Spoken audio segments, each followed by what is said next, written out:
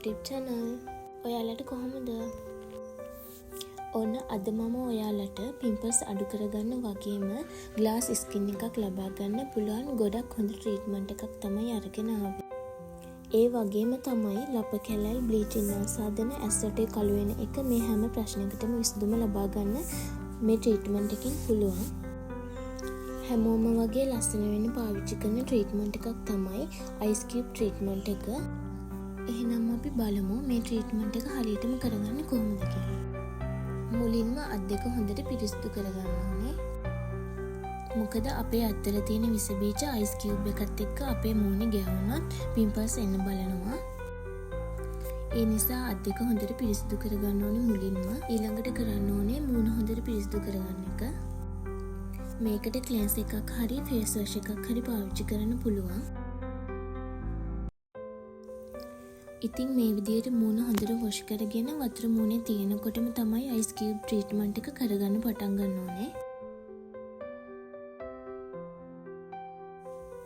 ඒ වගේම තමයි අපි මේ ට්‍රීට්මන්ට් එක කරද්දී රවුම් අතර තමයි මූණ මසාජ් කරන්නේ. අනිත් කාරණේ තමයි අයිස් කියුබ් එක අපේ මූණේ ගොඩක් වෙලා එක තැන තියන් ඉන්න හොඳ නෑ. රවුම් අතට එකම තැන මසාජ් කරන්න ඕනේ තත්පර 5ක් විතර. ඔයාලගේ මූණේ පිම්පල්ස් තියෙනවා නම් ඒ පිම්පල් එක උඩ විතරක් රවුමට තත්පර 10ක් තියාගෙන ඉඳලා ආයෙමත් රවුම අතට මසාජ් කරන්න පුළුවන්. මේ දේවල් ටික ඔයා හරියටම කරනවා නම් ඔයාලට මේකෙන් හොඳ ප්‍රතිඵල ලබා ගන්න පුළුවන්.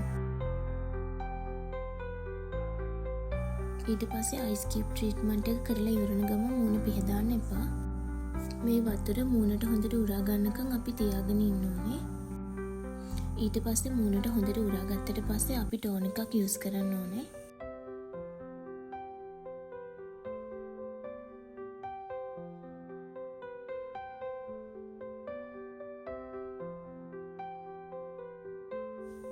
ඉතින් ඔය විදිහට ඔයාලට පුළුවන් අයිස් කියුබ් ට්‍රීට්මන්ට් එක කරගන්න ගොඩක් හොඳ ප්‍රතිඵල ලබා ගන්න පුළුවන්. ඉතින් ඔයා try කරන්න මේක අනිවාර්යෙන්ම. තවත් මේ වගේ ලස්සන වීඩියෝස් මම ඔයාලට අරගෙන එන්නම්. මගේ channel එක subscribe කරන්න. හැමෝටම සුබ දවසක්.